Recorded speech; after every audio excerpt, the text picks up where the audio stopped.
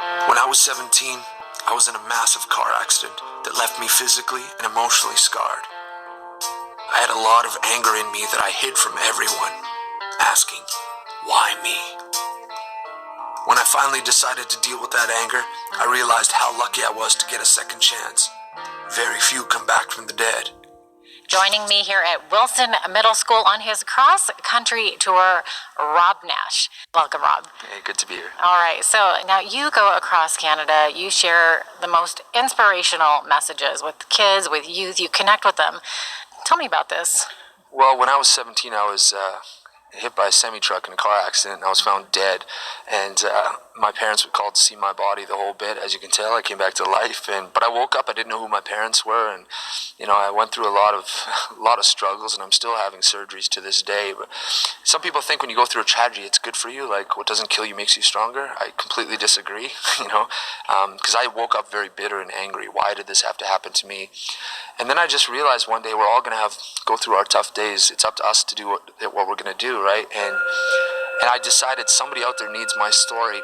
And I thought, how could I tell my story to other young people so they don't have to get hit by a semi like me before they make every day count? So we started playing music, and we got a record deal. We had our 4 top 10 hits on the radio, and we're touring with our favorite bands, huge crowds. And then one day I was offered a tour through prisons, youth detention centers, native reserves, and schools telling my story. And I was like, yeah. But there's no pay doing this because schools don't have a budget for it. So we don't charge $1 for these shows. My record label said you can't do this tour because they want to make money. So to do the tour, I had to rip up my record deal, publishing deal, management deal, and we just started this tour, and it's just been growing, and we just topped 985,000 students on this tour, and we've learned to cover the issues that the kids are dealing with, from addictions, self-harm, suicide. Every show we do, including today, we got suicide notes and razor blades from these kids, and we've had 252 students have walked up to us after shows in junior highs and high schools and pulled suicide notes out of their pocket and handed them to us. Sitting in class with a note in their pocket. Police tell us on average somebody writes that note 2 to 3 months before they do it, waiting for somebody to push them over the edge.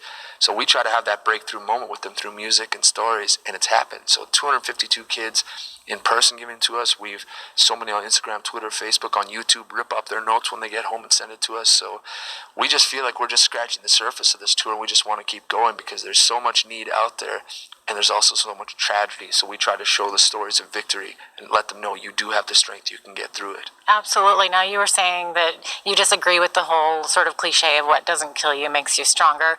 And, well, do you feel that maybe you have sort of found your purpose because of what's happened to you? You're able to reach out to others? Yeah, but it's a delicate balance. Some people, I was just on another interview where they said, if you could go back in time, would you do it all over again? Would you get hit by that semi all over again? No, I wouldn't. It didn't make me a better person. I've met people that have never been hit by a semi that have a better outlook on life than I do. Wow. But I've also met people that have been in horrific accidents that have done nothing with it. Another cliche I can't stand is when people all told me that everything happens for a reason. Right. And then I had to lay in recovery trying to figure out the reason it happened to me. Until I realized the reason it happened to me was because we were going too fast on an icy road. Things happen. And if we just sit there and go, why me? Why did this have to happen to me? So we don't say that everything happens for a reason. We say everything happens with potential. Like my accident had the potential to leave me angry and bitter the rest of my life. I'm still having surgeries.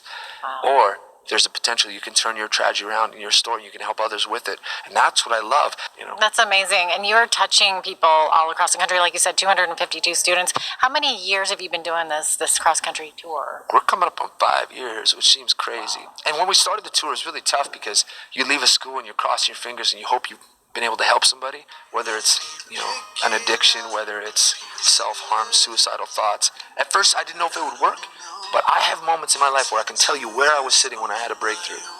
So we're just trying to provide that in a school, That's amazing. Is there any advice to parents or teachers? I mean, obviously kids are dealing with a lot of stuff. But if you've got this many kids coming up to you that are dealing with issues, I mean, it's a testament to what kids are going through these days. Yeah.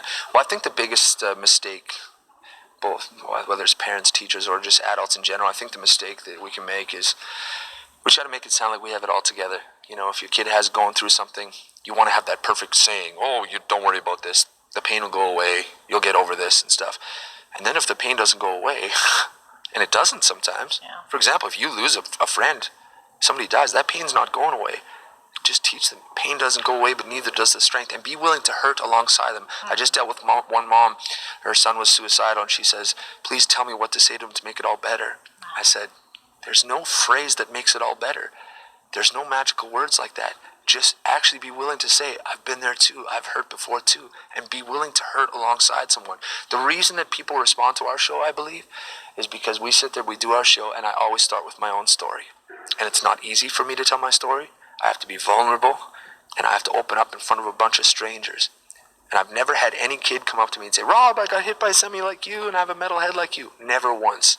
But kids listen to me and they go, wow, this guy knows what it's like to go through something tough. So do I. He found the strength. Maybe so can I. He's willing to talk about it. Maybe so can I. And I think we can do that as parents too, as teachers.